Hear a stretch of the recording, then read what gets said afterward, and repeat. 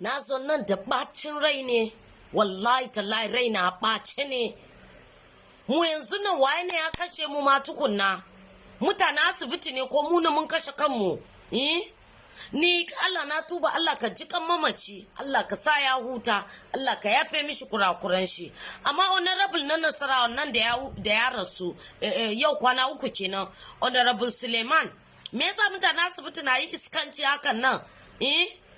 Haba, mutum ya rasu ya zo ya zauna a gida, ya fara ji symptom, ya zauna a gida, da ya ji abu ya kakare mishi, ya kama hanya ya tafi FMC a Keffi. Ku da kun gan shi da symptom din nan, ba ku isolating nashi ba, kun dauki sample, sannan kafin result ya fita ya cika. Me ya kamata ku yi in ba iskanci da buran uba ba?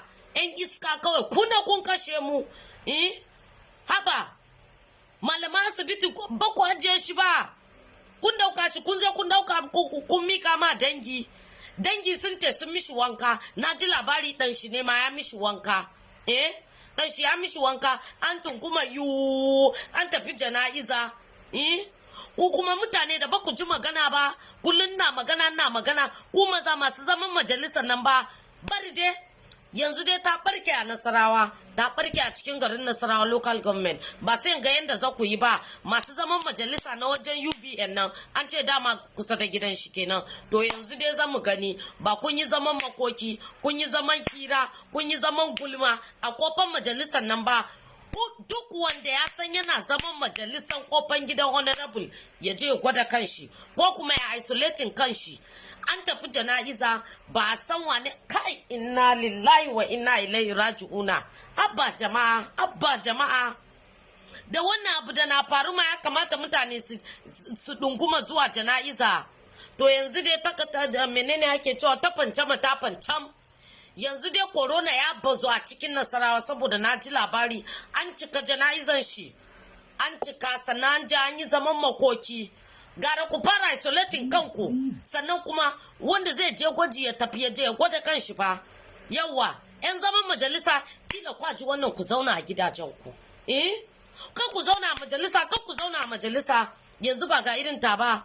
Kuma an ce ba yara ne ba fa, dattijai ne ma, manya ne abinsu masu zaman. Allah ya ji kan musulmi. Amma yanzu ina so in gaya muku, mutanen Nasarawa local government, cikin garin Nasarawa, wanda zai iya isolating kanshi ya fara isolating fa, wanda kuma yake da dama ya je NCDC a gwada shi gara ya tafi. Ka je FMC, Federal Medical Center a Keffi, a je a gwada ka. Ina gaya muku maganar nan kenan.